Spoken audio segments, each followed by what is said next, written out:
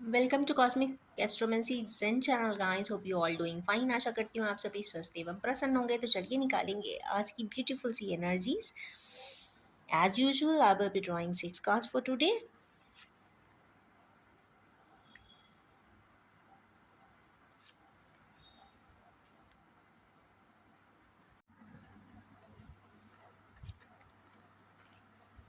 क्या बातें, आज की बहुत वंडरफुल कार्ड्स आए हुए हैं।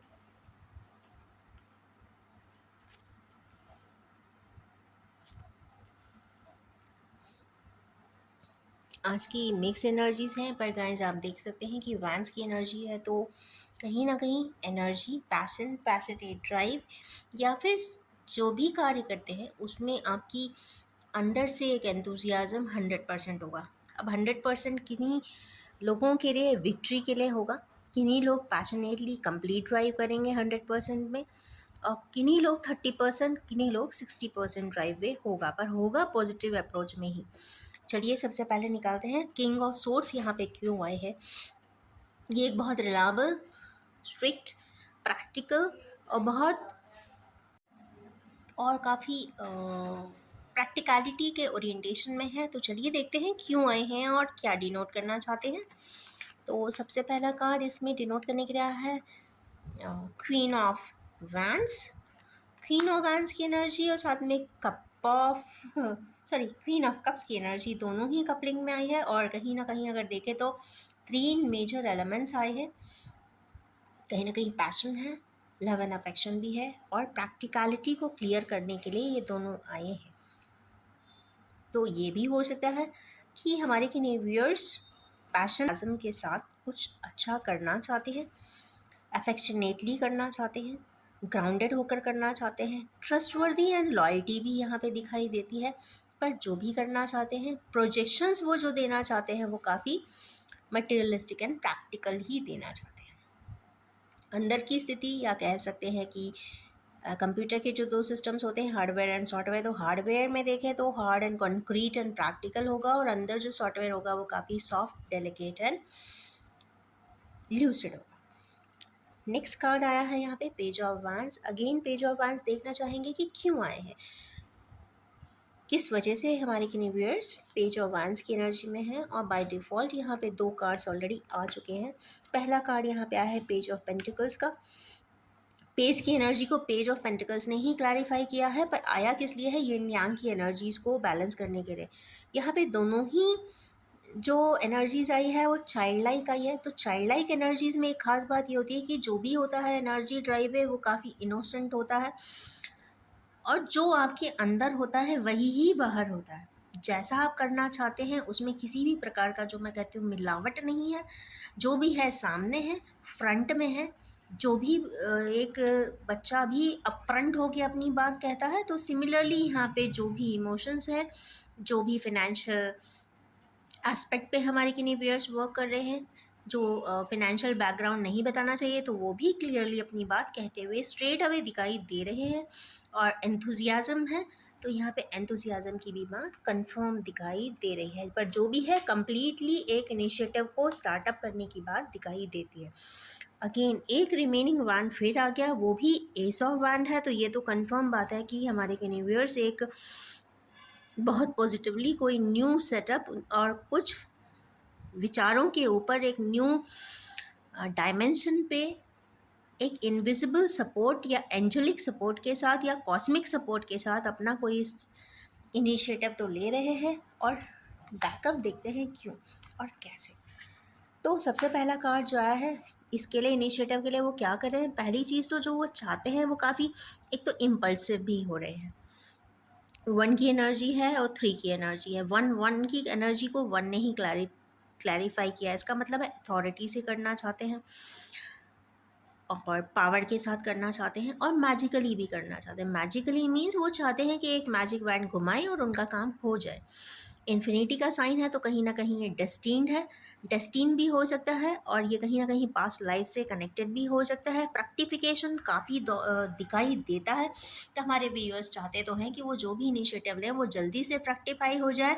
उसके लिए वो काफ़ी इम्पल्सिव हो रहे हैं, लोगों से मिलते भी हैं, मिलजुल के बात कर भी रहे हैं, हो सकता है कन्विंस कर रहे हूँ, ऐसा दिखाई देता है। 1 पर्सन से लेके 3 मेंबर्स वहाँ पे इम्पोर्टेंट रोल प्ले करते हुए दिखाई तो दे रहे हैं। नेक्स्ट कार्ड आया है यहाँ पे 6 यहाँ पे हारमनी शो कर रहा है, पैशन की एनर्जी है, विक्ट्री की एनर्जी है। तो हमारे यूनिवर्स अपनी विक्ट्री को देख रहे हैं। तो हाँ, किस प्रकार की विक्ट्री वो देख रहे हैं, जिस पे वो ऑलरेडी निकल चुके हैं, और वहाँ पे व्हील ऑफ फॉर्च्यून को वो विजुलाइज करते हुए दिखाई दे रही है। विजुलाइजेशन की एनर्जी है, मैनिफेस्टेशन की एनर्जी है, और क्लैरिटी व्हील ऑफ फॉर्च्यून ने दी है। तो ये तो श्योर है कि हमारे व्यूअर्स को किसी प्रकार से उनका जो एक फॉर्च्यून है अटका पड़ा है वो यहाँ पे क्लैरिफाई होता हुआ ज़रूर दिखाई दे रहा है। और नाइट ऑफ सॉर्ड्स तो बता ही रहा है कि भाई प्लानिंग के साथ, स्ट्रैटेजी के साथ हमारे व्यूअर्स नाइट के उसमें है, मतलब करना ही चाहते हैं कुछ इस प्रकार का, एक फोर्सफुली अपना कोई कार्य कर रहे हैं। अगेन एक एनर्जी 8 की फिर से आई है, सोर्स की है, वो देखते हैं क्यों आया है।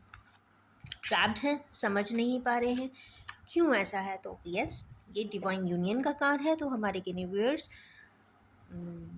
इमोशनली कहीं ना कहीं वीक महसूस कर रहे हैं, ट्रैप्ड महसूस करते हैं, ब्लाइंड भी महसूस करते हैं, और फोल्डेड एनर्जी दिख रही है। तो इसको अनफोल्ड करने के लिए सिर्फ एक ही ट्राइब वे है, वो है यहाँ पे इंट्यूशन। तो अगर इंट्यूशन का सहारा लेते हैं, अंतरात्मा की आवाज़ को सुनते हैं, तो ऑफ कोर्स वो किन्हीं जगहों से, नेगेटिविटी से बाहर भी आ सकते हैं और डिवाइन यूनियन तक पहुंच भी सकते हैं।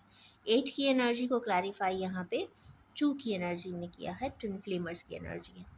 और अगेन इसी की सपोर्टिंग रिटर्निंग जर्नी की कोई बात यहाँ पे ज़रूर आई है। तो हमारे यूनिवर्स पैशनेट है, पूरी दुनिया जी चुके हैं, पर जो एक ब्लैंकनेस अपने हाथ में लाए हैं, या उनकी ज़िंदगी में एक अजीब सा वॉइड है, या फिर इतना बड़ा वॉइड है कि वो उन्हें कुछ दिखाई ही नहीं दे रहा। तो देखते हैं क्या बता रहा है। तो यहाँ पे वो क्वीन ऑफ पेंटिकल्स के बारे में सोचते हुए दिखाई दे रहे हैं। वो जाना भी चाहते हैं एक ऐसे पर्सन के पास जो काफ़ी ट्रस्टवर्दी है, लॉयल है, ग्राउंडेड है। और ये वाला सबसे कार्ड जो होता है इमोशनल एनर्जी में काफ़ी सबसे ज़्यादा फेवरेट भी है, क्योंकि ये सबसे ज़्यादा ग्राउंडेड होता है। और जब भी किसी पर्सन के पास ग्राउंडिंग की एनर्जी है, वो दुनिया का सबसे सुखी इंसान है। उसको आप कम से कम भी दे दीजिए, उस कम से कम रिसोर्सेज में भी एक वो बहुत अच्छा पिक्चराइजेशन कर देता है, या फिर एक बहुत अच्छा मैनिफेस्टेशन कर देता है, या लिमिटेड सेट में वो उसको बहुत अच्छा ऑर्गेनाइज कर देता है।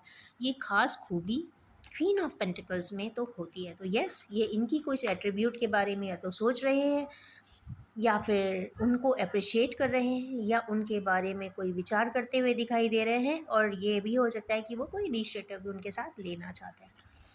तो ये रही आज की टैरो एनर्जीज। चलिए निकालते हैं ओरेकल। अब निकालेंगे ओरेकल डेक से। तो as usual I will be drawing 6 cards for resultant और द मेटेरियल सेक्शन।